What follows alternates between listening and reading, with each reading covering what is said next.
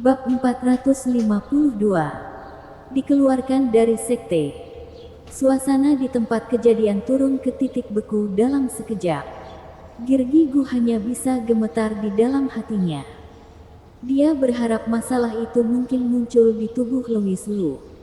Tapi dia tidak menyangka masalah ini juga. Ia benar-benar tidak tahu bagaimana melanjutkan adegan ini. Girgi Gu tidak berdaya. Apa yang dia tidak tahu adalah, pada awalnya, Louis Lu mengira Rika Mo adalah Celawang. Jadi dia berlari untuk mencubit wajahnya alih-alih menggodanya dengan sengaja. Tapi siapa yang akan percaya kata-kata seperti itu? Mungkin Ella Lu akan mempercayainya. Lagi pula, putrinya sendiri telah hilang. Jadi tidak mungkin baginya untuk tidak mengetahuinya. Tetapi dalam hal ini, bukankah kakak keempat akan terungkap terlebih dahulu? Bagaimana jika kakak keempat sama sekali tidak ingin kembali ke Akademi Awan Putih? Bukankah ini meminta masalah? Jadi Louis Lu hanya mengakui bahwa dia memang menamparkan gadis itu beberapa kali.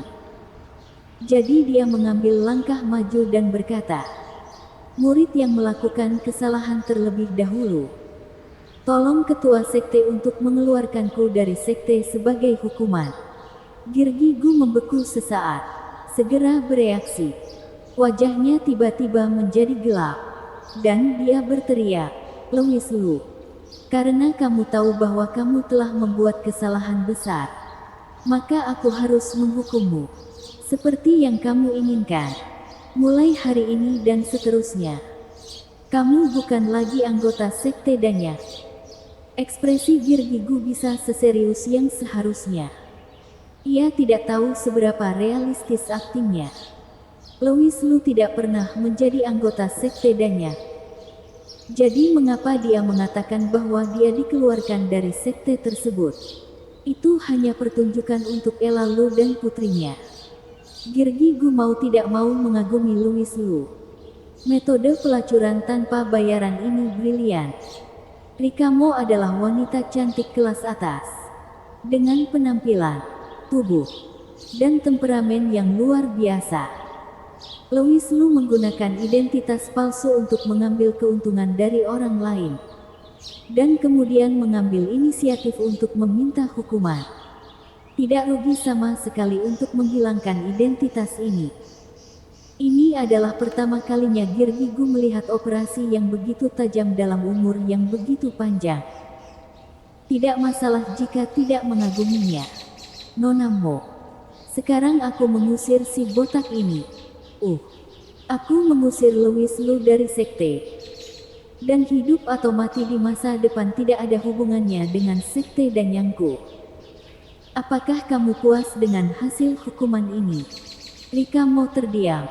Faktanya, pikirannya tidak buruk, dan dia bukanlah tipe karakter yang tidak masuk akal. Terutama karena kali ini, apa yang dilakukan Louis Lu terlalu berlebihan. Dan serangkaian perilaku menutup-nutupi sekte dan yang juga membuatnya merasa sangat marah.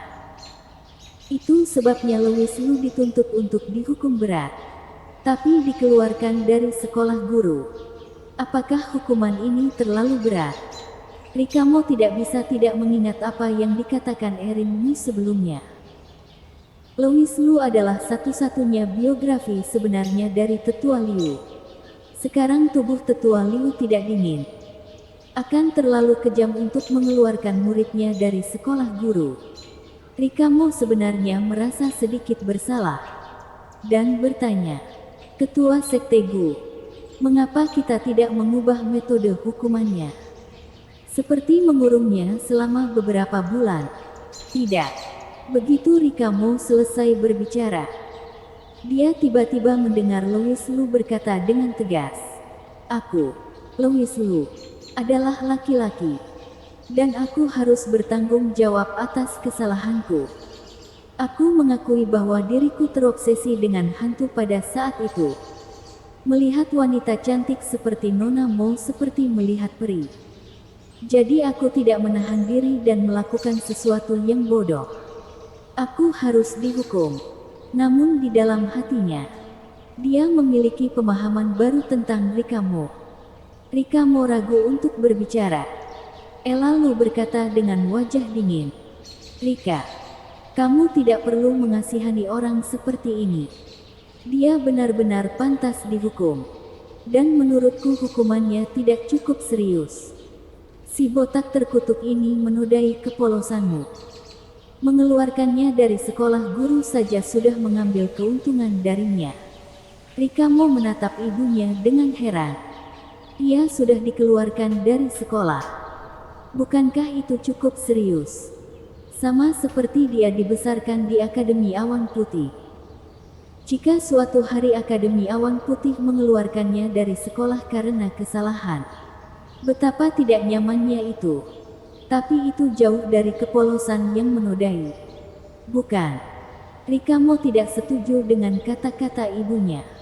Pada saat ini, lalu tiba-tiba menatap Girgigu dan berkata dengan mendengus dingin, "Untuk masalah kepala botak, tidak apa-apa untuk dihukum. Tetapi kamu, Sekte Danya, haruskah memberikan penjelasan?"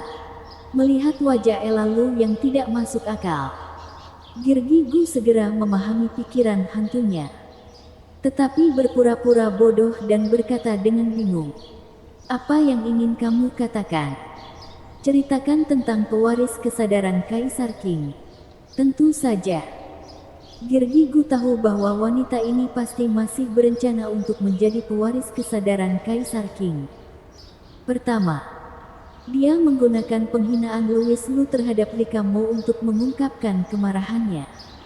Bahkan jika Louis Lu dikeluarkan dari sekte, dia masih tidak puas. Hanya untuk membuka jalan bagi langkah ini. Benar saja, pelacur licik. Girgigu mengutuk secara diam-diam. Tapi kemudian ekspresi aneh muncul di wajahnya. Bukankah orang yang ingin ia temukan dengan sepenuh hati tepat di depannya? Bukankah ia baru saja memanggilnya si botak sialan? Mengapa berbalik dan bertanya lagi? Girgigu benar-benar tidak tahu bagaimana mengekspresikan suasana hatinya saat ini. Dramanya terlalu kuat. Girgigu menggelengkan kepalanya dan berkata, "Aku pasti tidak bisa memberitahumu identitas pewarisnya. Dan kurasa dia tidak terlalu ingin bertemu denganmu." Lalu terkejut dan bertanya, "Mengapa kamu mengatakan itu?" "Hehe." Girgigu mencibir 2 kali. Dengan ekspresi penuh arti di wajahnya. Tetapi dia tidak mengatakan apa-apa. Hanya terus menggelengkan kepalanya. Gigi lalu gatal karena kebencian. Dan dia mengutuk lagi di dalam hatinya. Mulut rubah tua ini seolah-olah telah dijahit. Terlalu kencang. Secara tidak sengaja meliriknya. Menyadari bahwa kepala botak di belakangnya sedikit mengerucutkan bibirnya. Seolah menahan tawa. Ketidakbahagiaan lalu segera meledak. Dan dia berkata dengan dingin, "Apa yang kamu tertawakan?" Bersambung.